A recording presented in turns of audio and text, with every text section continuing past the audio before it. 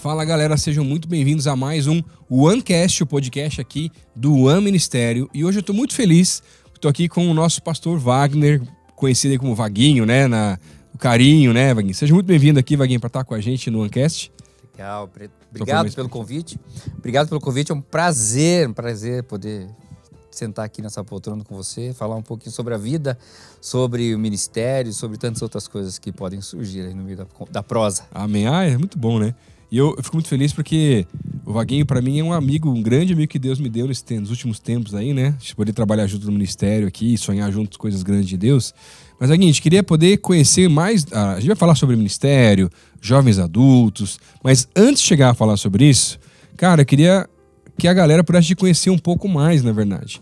Quando é que você conheceu Jesus, Vaguinho? Como é que foi a tua vida, a tua caminhada? Rapaz, essa é uma história muito boa.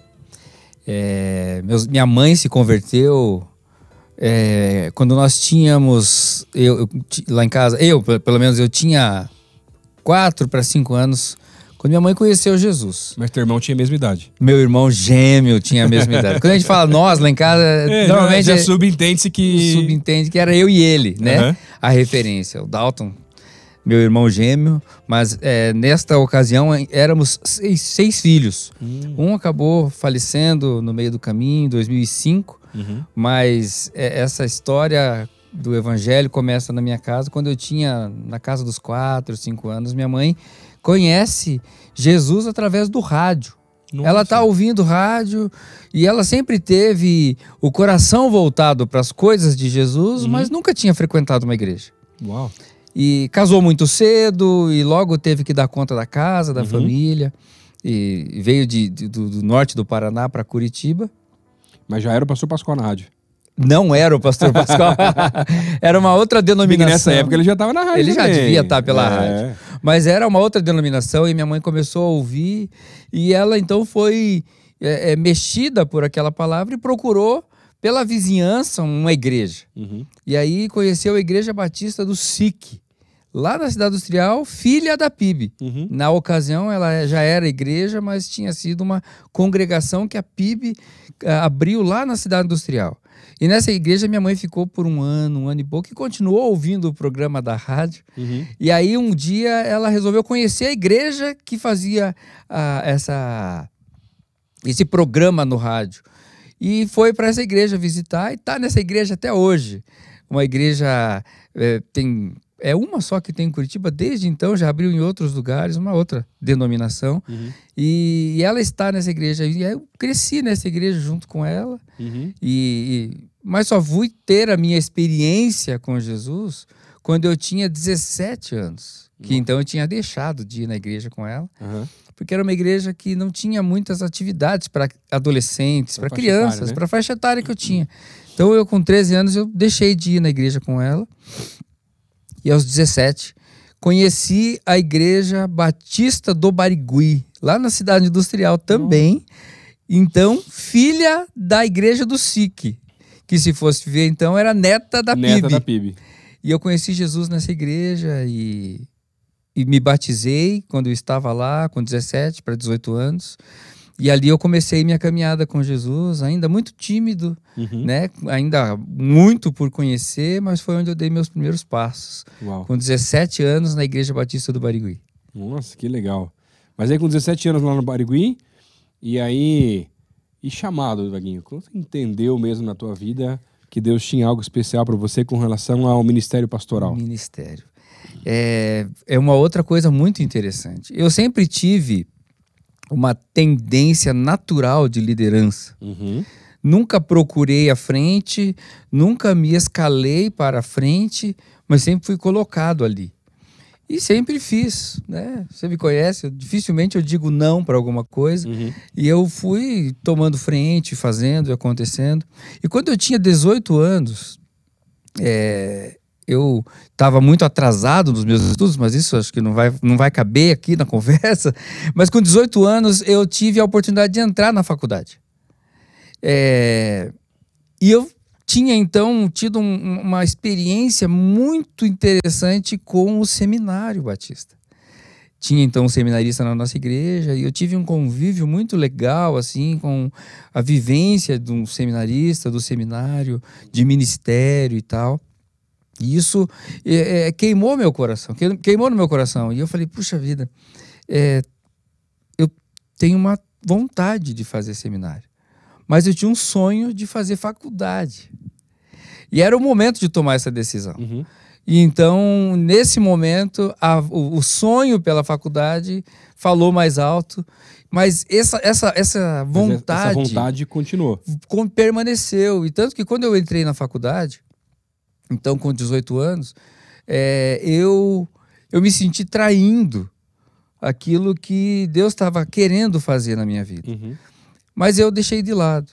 E aí todas as outras coisas, as forças da vida, né, me levaram para outra direção e eu então não fiz naquele momento o seminário, que então era seminário na época, né, Sim, seminário chamava batista. seminário. Mas a faculdade começou e terminou essa faculdade. Não, então eu comecei a estudar ciências contábeis. Uhum. E comecei a trabalhar na área. Porém, no meio do caminho, eu acabei mudando muito as coisas. Uhum. Então, eu me casei, eu tive um filho, Uhum. e aí, por conta destes novos compromissos que entraram na minha vida, eu não tive condições de permanecer sustentando a faculdade. Então, ou eu trabalhava para sustentar a minha casa, uhum. ou eu trabalhava para dar sentido naquilo que eu estava estudando. E continuei trabalhando. Então, não fiz nenhuma coisa nem outra. E continuei trabalhando. Trabalhei muitos anos na área da contabilidade, na área financeira, mesmo sem ter terminado aquela faculdade. Que gostava mesmo disso já? Eu gostava. Eu já gostava. Trabalhava com isso e fui me aprimorando. Então, fiz cursos. E era um momento onde... já que a gente entrega a idade, não né? Tem jeito, pode não falar tem como, né? Era um momento onde um diploma ainda não era tão significativo para o mercado de trabalho. Então eu trabalhei em escritório de contabilidade, trabalhei em indústrias, trabalhei no comércio, sempre na área ou financeira ou na área de contabilidade. Me especializei na área fiscal, mesmo sem o diploma de contador, né? Mas eu trabalhei e fui... responsável pela área fiscal de alguns lugares, né? Trabalhando nessa área. E aí, a vida foi de novo me afunilando, né? Sim. A vida, quando eu digo, o Senhor vai conduzindo. No meio disso, houve um divórcio. No meio disso, eu me afastei dos caminhos do Senhor. Mas isso depois do divórcio, durante o processo ali, quando você viu isso? Ou já estava um pouco antes? Não. Então, eu me casei, Sim. Tive um filho, depois entrei na faculdade, tudo isso meio junto, tudo junto, né? Embolado. Junto, misturado.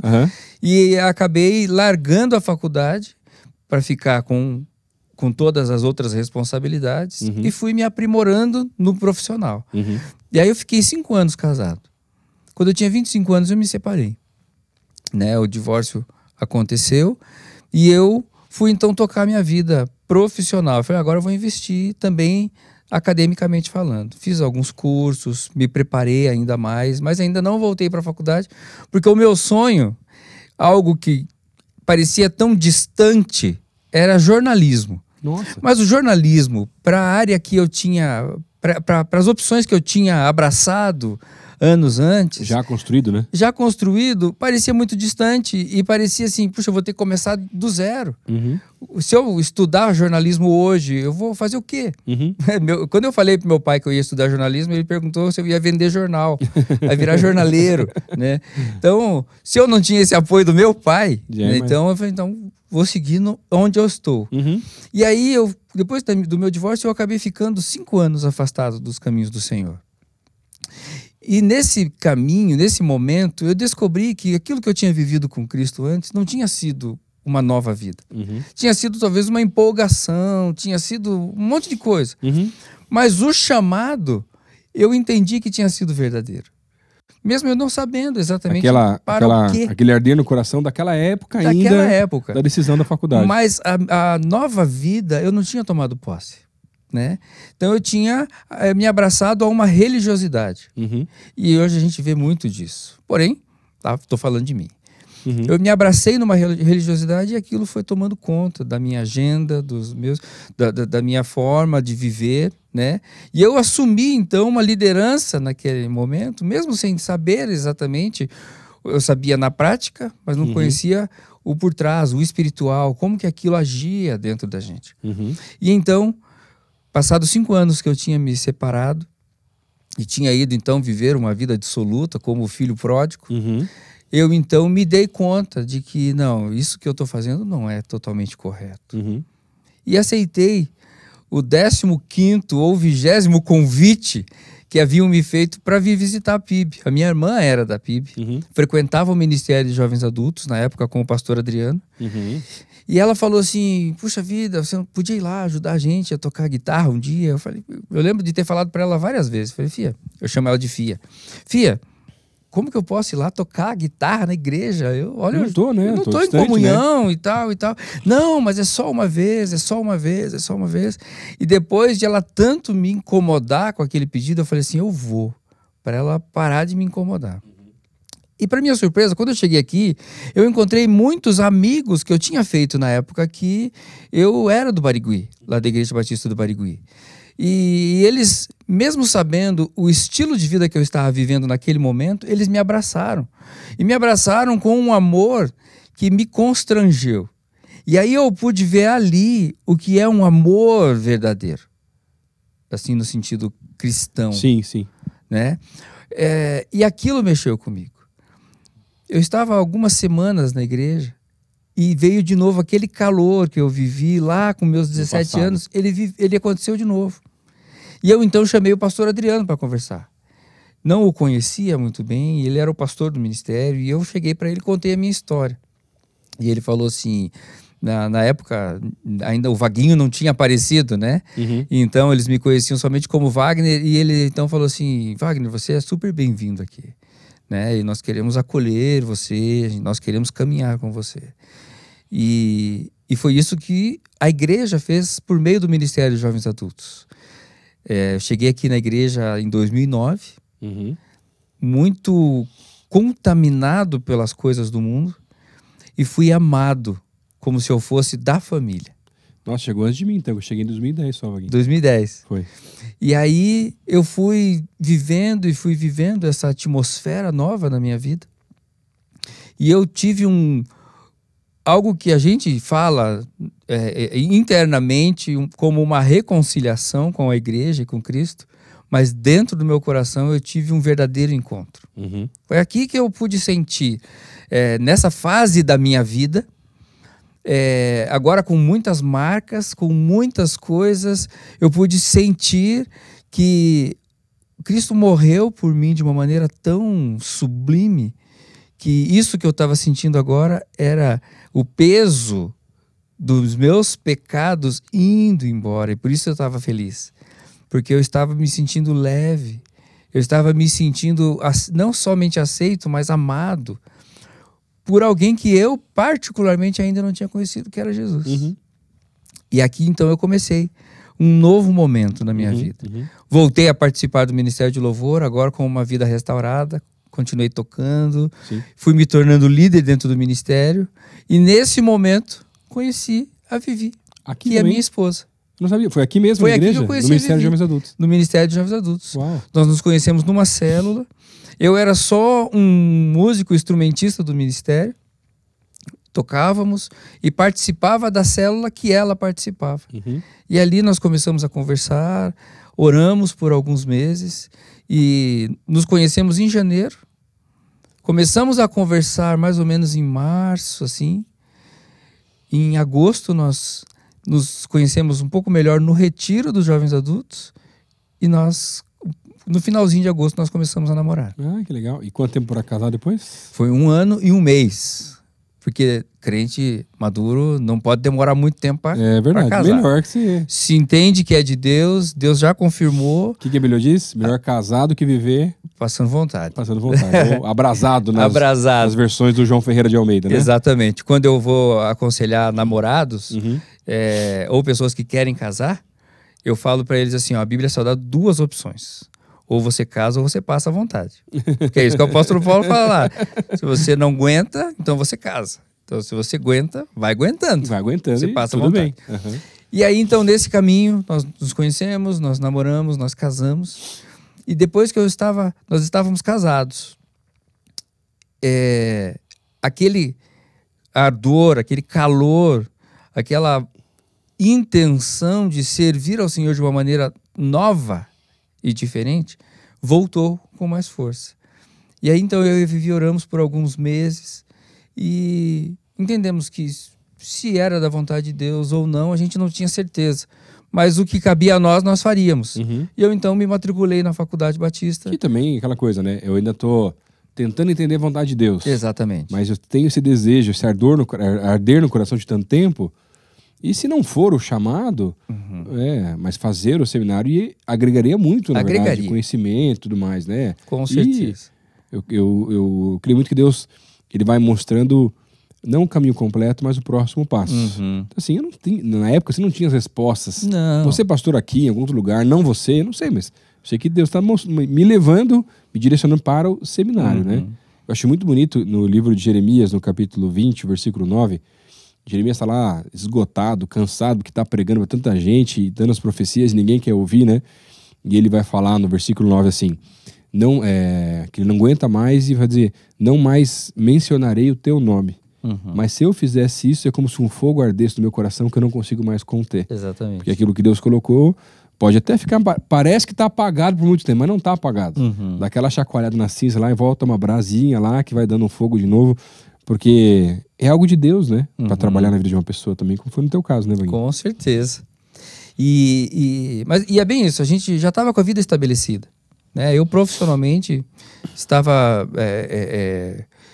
tinha, entre aspas, tinha dado certo, né? Então eu estava sustentando a minha casa, nós tínhamos, a Vivi sempre trabalhou e tal, a gente não tinha nenhum problema em relação a isso. E nós orando, então, entendemos assim, ó, o que cabe a nós, Deus não vai fazer. Então nós entendemos de Deus, ó, pisa na água, e o que vai acontecer, você vai vendo, né? E foi isso que a gente fez. Eu, então, me matriculei na faculdade, e comecei a estudar, e na medida em que o tempo foi passando, as coisas foram mudando.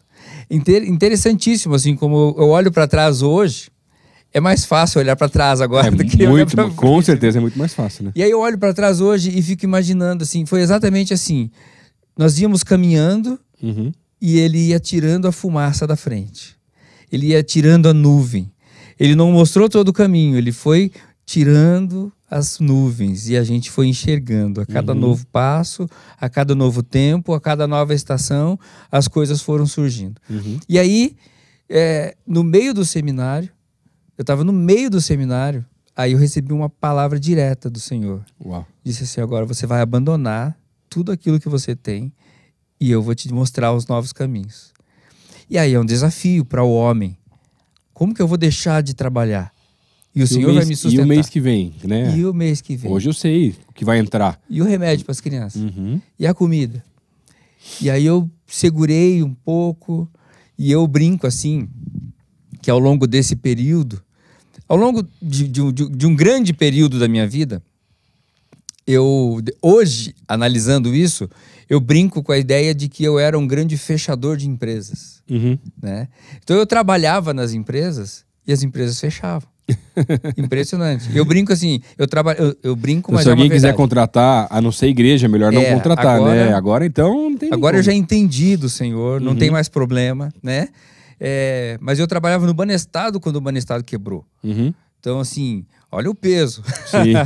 Mas a última empresa que eu trabalhei foi muito interessante. Eu trabalhava como supervisor financeiro de uma empresa, de uma indústria familiar, mas era uma indústria mediana de tamanho. E eram duas famílias que conduziam aquela empresa. E aí tinham familiares que trabalhavam. A empresa estava bem.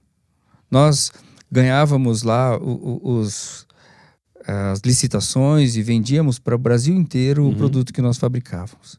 E eu era responsável por uma grande parte, tanto de gestão financeira quanto de logística, né? Às vezes eu viajava junto e tal.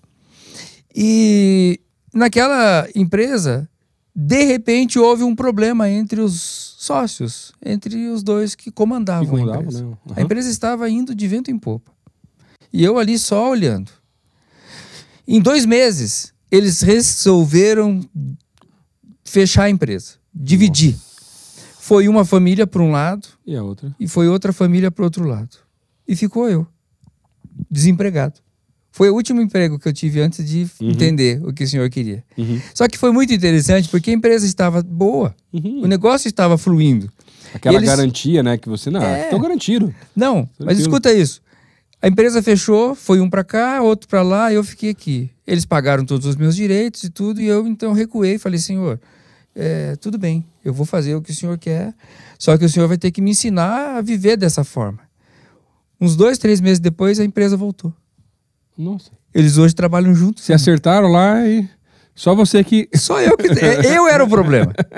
E aí, então, eu fui fazer vários tipos de trabalho que você... eu trabalhei, inclusive, na casa do teu irmão. Que você sabe, né? Sim, das coisas que eu fiz. E fiz um trabalho de marido de aluguel. Fui trabalhar como marido de aluguel. Nesse tempo que você foi se mantendo dessa forma. Que eu fui me mantendo assim. Essa foi a estratégia de Deus para que eu pudesse sustentar minha família. E aí eu fui fazendo as coisas e fui. Porque dessa forma eu tinha condições de atender pessoas, de pastorear. Você cuidava do teu horário, né, no caso. Eu tinha um horário mais flexível. Então eu tinha uma agenda de manhã, eu podia trabalhar de tarde, atender na igreja, ou fazer uma visita no hospital, ou fazer um casamento fora de hora, atender um funeral, um serviço pastoral, atividades pastorais. Tanto que eu cansei de sair de trabalhos e vir para a igreja em reunião sujo de tinta e tal. Então, isso eu fiz um longo tempo. Até que um dia o Senhor falou assim, olha, agora eu quero todo o seu tempo. E foi num momento em que ele já tinha pedido para Vivi também. Porque esse é um outro processo. Esse é importante, porque quando você é casado, a gente tem que falar com os dois. Não adianta falar com um só. E falou com um só, então deixa Deus falar com o outro, espera, tenha paciência. Deus quer trabalhar coisas no cônjuge também. Exatamente. E daí, não, vamos embora, vamos fazer, porque Deus falou comigo. Tá, mas Deus não falou comigo, falou só com você. Então, calma, quieta o coração. É isso aí. E nessa ocasião, Deus falou com ela. Mas, a gente... Era início de ano, né? E de início de ano, você sabe, tem IPVA, tem IPTU, tem uma série de coisas que a gente precisa pagar que não tem nos outros momentos do ano, né? Dependendo da forma como você administra isso. E aí, em dezembro, surgiu um trabalho para eu fazer para janeiro. E eu, então, conversei com esse rapaz. E ele falou assim, ô Vaguinho, você pode fazer? Eu falei, rapaz, eu tô assim, não sei, sabe? Não quis dizer que não. Aí eu conversei com a minha esposa. E a Vivi falou para mim assim, amor, você sabe que a gente precisa, né? Eu falei, não, tá bom, a gente precisa. Então eu vou fazer esse último serviço e depois vou dedicar todo o tempo à igreja e o Senhor Deus vai prover. Vai prover, né? Vai cair do céu alguma coisa e a gente vai... E eu então peguei esse trabalho para fazer. Trabalho que daria para eu sozinho fazer 15 dias. E aí eu falei, não, mas eu não tenho esse tempo. A gente estava voltando de férias, logo tinha reuniões, aquelas coisas que nós sempre tínhamos. E ela falou assim, então se você chamar alguém para te ajudar... Eu nunca tinha chamado ninguém para me ajudar. Nunca, sempre tinha trabalhado sozinho. E eu falei, tá aí uma boa ideia. Vou chamar alguém, escolhi uma pessoa e eu falei, e aí em uma semana a gente faz. Foi o que aconteceu. Eu comecei na segunda, terminei na quinta de tarde, de sexta-feira, nem... Tava liberado. Tava liberado. Mas o que aconteceu durante essa semana? Na segunda-feira, houve um grande problema no apartamento que nós fomos pintar e fazer. Tinha papel de parede para colocar, tinha parede para pintar e tal. E esse rapaz que foi me ajudar, por um infeliz, né? Foi um acidente. Ele quebrou uma porta de vidro inteira, assim. Nossa. E aquilo espalhou pela casa de uma forma, vidro temperado. Aquilo voou em todos os cantos do apartamento. Mas todos os cantos do apartamento tinha pedacinho de vidro. E foi num momento que a dona do apartamento tinha saído. E aí, primeira coisa que eu pensei, meu Deus. Quanto é que vai ser esse negócio aí, né? Primeira coisa. Claro, normal, né? Segunda coisa, como que eu vou fazer para limpar isso antes da mulher voltar? A hora que eu pensei isso, ela abriu a porta. Nossa. E ela abriu a porta, e sabe quando você abre a porta em cima de vidros ou de pedras? Rangindo assim. Risca o chão. Eu falei, tô morto. E aí ela fez uma cara assim, sem graça. Ela falou, minha porta. Eu falei, a gente vai dar um jeito. Cara de pau, né? A gente vai dar um jeito. Uhum. E começamos a limpar. Só que na medida que eu limpo, eu vejo sangue no chão. Aí eu olhei pro pé do rapaz, ele tava com um corte enorme no pé. Nossa. Rapaz, aquilo aí me preocupou. E eu tô juntando vidro de um lado, ele tá juntando vidro do outro lado. E a dona do apartamento falou assim, é melhor você ver esse pé. É melhor você ver esse pé. Uhum. Eu disse, não, ele falava, não, tá tudo bem. E aí eu ia na conversa dele, o pé dele, né? Sim, Falei, não, tá tudo certo, a gente tá arrumando aqui, a gente vai... E aí chegou uma hora que a gente limpou tudo, mas o pé dele tava latejando muito. E eu falei, então eu falei assim, eu vou levar ele no médico e tal. Amanhã eu volto. Uhum. Isso já era no meio da tarde. Resultado, ele levou 6 pontos no pé. E aí, eu pensando o que eu vou fazer com aquela porta, né? O orçamento que eu tinha passado não pagava aquela porta. Você já sabe, tem uma noção, né? Já tenho uma noção. E aí eu falei, pô... Ele acabou voltando no dia seguinte, nós terminamos o serviço. E tudo que tinha que dar errado, deu errado na pintura. Nossa. Tudo que tinha que dar errado na colocação do papel de parede. Deu errado também. Deu errado. Eu saí daquele apartamento com muita vergonha. Muita vergonha. Eu nunca entreguei um trabalho. Se você tá vendo, queridos... vocês, para quem fazia o melhor, né? Vocês, para quem sabe que eu tô falando, eu nunca tive nenhum problema em outros serviços, em outros trabalhos. Ali deu tudo errado, tudo errado. E aí eu tinha contratado o rapaz para me ajudar. Depois que acabou o serviço, o dono do apartamento me pagou e eu, né, com toda a vergonha e tudo. Aí cheguei em casa e falei para minha esposa, falei assim, amor, eu tô com vergonha. Eu assumi esse trabalho por desobediência, porque Deus já falou que não era para pegar mais nada. Não era para pegar, que era para depender inteiramente dele. E eu tô com vergonha. E ela falou assim, e eu reconheço a minha parte nisso. E aí eu falei, você tá pensando mesmo que eu? Ela falou, acho que tô. Eu peguei todo o dinheiro que eu recebi, descontado o dinheiro que eu paguei do rapaz, dele, que não né? tem nada a ver com isso. Eu coloquei no envelope, nós colocamos no envelope e colocamos endereçado aquela família, e nós entregamos para eles. Entregamos pro esposo. Encontramos ele e falou, isso aqui, não, queridos, não. Falei, entenda, isso aqui foi fruto de uma desobediência nossa. Eu não posso ficar com esse dinheiro. Não posso ficar com esse dinheiro. E nós devolvemos. Já tá dando muita coisa errada. Já. Eu não preciso disso. Esse dinheiro aí pra mim é maldição. É maldição. Pra você é tudo. E aí nós entregamos e nós agradecemos a eles e a Deus e tal. Eu lembro até hoje, o dono do apartamento falou assim, eu posso fazer o que eu quiser com esse dinheiro. E nós falamos assim, você pode fazer o que quiser. Eu confesso, a situação era tão ruim, né, financeira, que eu fiquei pensando assim, tomara que ele me dê, né? Porque isso é dele agora, né? Fiz a minha parte, né? Ele pode me dar agora, né? Mas, enfim, eu não sei o que não deu. Mas a gente saiu dali leve. Sim. Puxa, graças a Deus, nós fizemos a nossa parte. E assim, nós vivemos a partir daquele instante até o momento em que nós fomos ordenados e as coisas mudaram e a nossa vida teve uma direção nova de Deus, nós vivemos milagre do Senhor todos os dias. Amém. Todos os dias. Coisas assim impressionantes. E é interessante, tem muita gente que fala que quer vivenciar milagre, né? E ver coisas sobrenaturais acontecendo. Mas tem muito milagre que só acontece no deserto, né? Só no deserto. Nessa fase difícil, que você coloca o pé na água, que você tá nessa direção, tá caminhando e não tem muita saída, não tem alternativa, a não ser o mar abrir na frente realmente, né? E é muito interessante que hoje em dia a gente fala sobre milagre, né, à luz da palavra de Deus. E eu experimentei o milagre somente depois da minha obediência. Então, o milagre ele não vem por acaso, né? Existe uma entrega, existe um sacrifício, por assim dizer. E às vezes o sacrifício é a nossa obediência. Sim. É dizer não às coisas que aparentemente são fáceis, para dizer sim para aquilo que você nem está vendo. né? Que o Senhor só vai tirar a fumaça de frente dos teus olhos na medida em que você andar. E a gente então começou a experimentar isso, e foi assim que o nosso ministério nasceu, né? Então veio o chamado, nós abraçamos, e todo o tempo de faculdade, né, de teológica foi um tempo assim do trabalhar, do mover e do cuidar de Deus sobre nossa vida. Amém.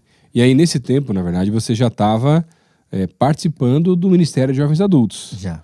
E aí teve todo um processo que aí depois você acabou assumindo esse ministério aqui na igreja, né? O pastor Adriano teve umas direções para ir para outro país, até na época, né?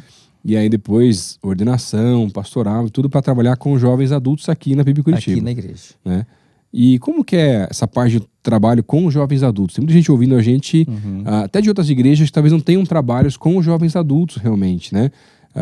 Explica um pouco pro pessoal aí também. E é muito interessante quando a gente fala de jovens adultos, porque eu estou no ministério desde 2009. E eu e a minha esposa assumimos a liderança desse ministério dia 10 de maio de 2016. Lembro até hoje, porque era o dia do aniversário dela, aniversário da Vivi, numa reunião. O pastor Adriano então tinha entendido do Senhor de ir para outras terras, e nós ficamos um tempo sem saber exatamente como que faríamos, se unificaríamos os jovens adultos com toda a juventude, até tentamos e depois acabou que não deu certo, e depois voltou a separar, né? Não deu certo justamente pelo que depois nós viemos a entender o que é o jovem adulto. E aí então, desde 10 de maio de 2016, nós assumimos ali então como obreiros, né? Depois fomos sendo trabalhados, moldados e até nos tornarmos pastores. E tudo que nós vivemos na nossa história, né? A Viviane também vem de um casamento que não deu certo, e teve tantas outras experiências na vida. Não que isso seja totalmente necessário para ser pastor ou para aconselhar e cuidar de pessoas, mas eu vejo na nossa vida, no nosso ministério específico, no momento de vida que nós temos hoje, um cuidado de Deus.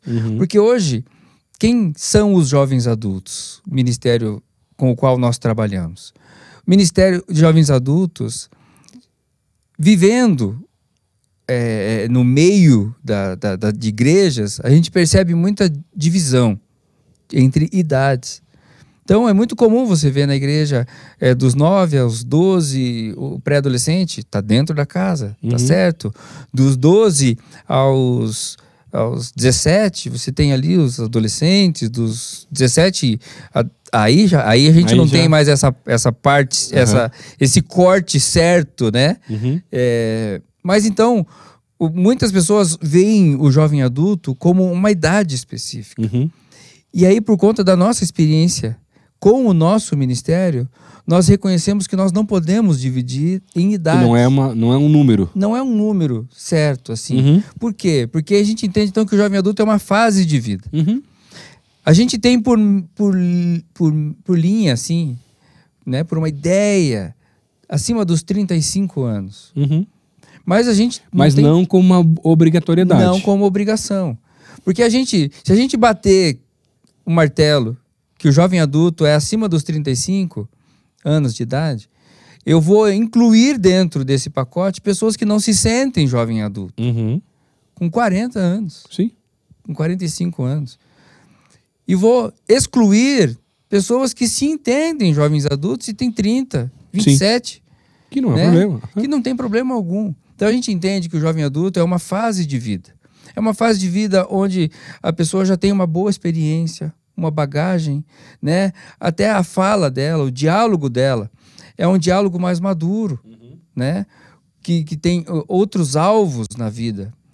O jovem está cada vez mais amplo esse radar, mas o jovem, ele tem, na sua grande maioria, outros interesses, né? Para diálogo, para diversão, para companhia, para todas essas coisas, para comunhão. É outra fase. É outra fase, é outro momento de vida, é outra fase de vida. Então, o jovem adulto é alguém que vive uma fase específica. Na sua grande maioria, aí assim a gente pode dizer, ele está entre os 35 e 55 anos. Na sua grande maioria. Sim. E aí dentro dessa janela... Mas não exclusivo. Não exclusivo. E dentro dessa janela nós vamos ter pessoas casadas, vamos ter pessoas solteiras, maduras, adultos solteiros, e por opção. Sim. Porque às vezes são pessoas que investiram sua vida toda em estudo, em viagem e tal, e não encontraram alguém para dividir a vida. E agora estão na casa dos 45, 50 anos e falam assim, puxa, como seria bom ter alguém? É uma outra cabeça. Claro.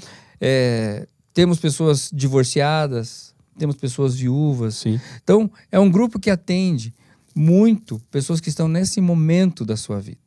Então, a nossa experiência de vida, hoje, aplicada aos jovens adultos, ela facilita muito.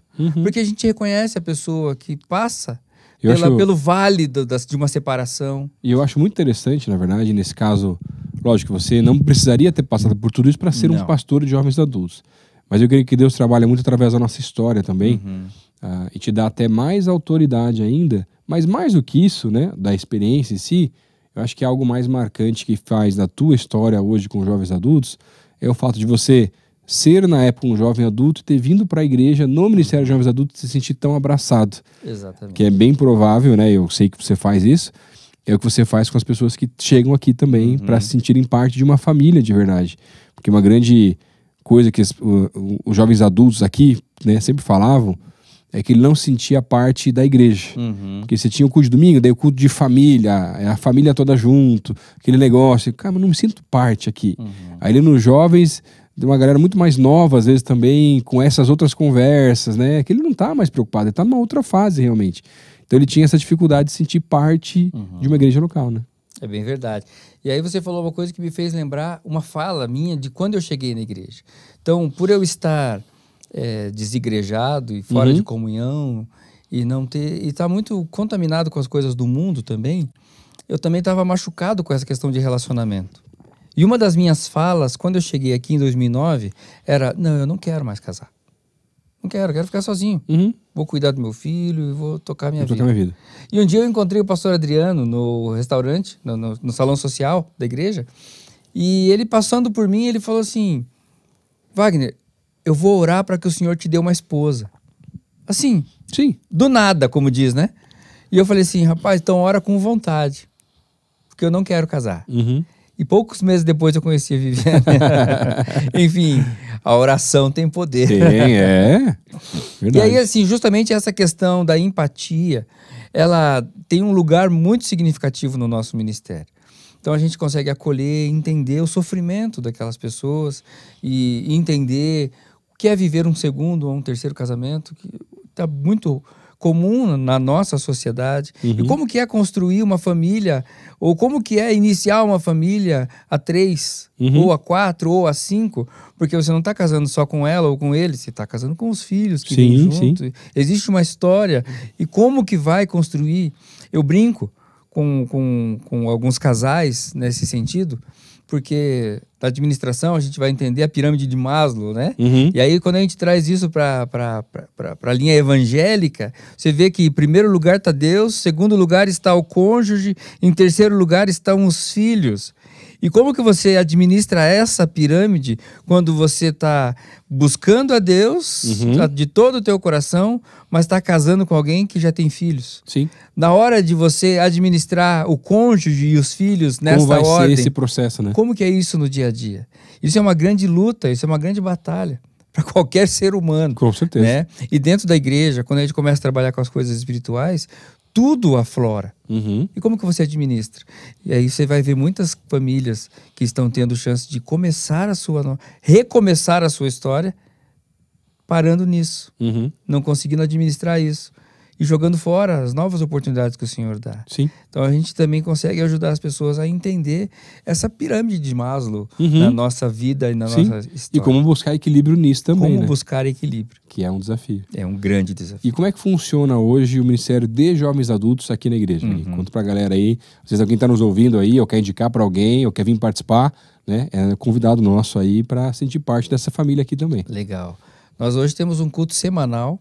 Acontece toda sexta-feira, às 8 horas da noite, no auditório do 2º andar. E a gente já não tem mais aquele formato de ter temas específicos. Quando você fala de Ministério com Jovens Adultos, em qualquer outro lugar que você vá, você vê intencionalmente temas Uhum. voltados para pessoas solteiras. Sim. Mas não é a nossa realidade. A nossa realidade é trabalhar a fase de vida. Então a gente tem ali... E vai ministrar a palavra e vai mesmo, ministrar né? a palavra. Uhum. Então a gente tem ali palavras diversas, palavras diversificadas, mas voltadas, aplicadas para a nossa fase de vida, com uma linguagem muito jovem adulto, né? É muito legal, assim, a gente perceber na vida das pessoas o que o próprio universo delas fala com elas através da ministração da palavra. Uhum. Então, não é algo fora da realidade. Não, é coisa... são as dificuldades e as mazelas que nos cercam este momento da nossa vida. Sim. Então é assim que a gente trabalha, né? Mas, então as pessoas não conseguem ter encontros, as pessoas não conseguem ter relacionamento, comunhão com os seus iguais, né? Ou seja, os solteiros com os solteiros, as pessoas divorciadas, elas precisam estar com as pessoas casadas. É por isso que a gente tem as células. Uhum. Então, o pastoreio do nosso ministério, ele acontece por meio das células. Uhum. Então, nós temos várias células.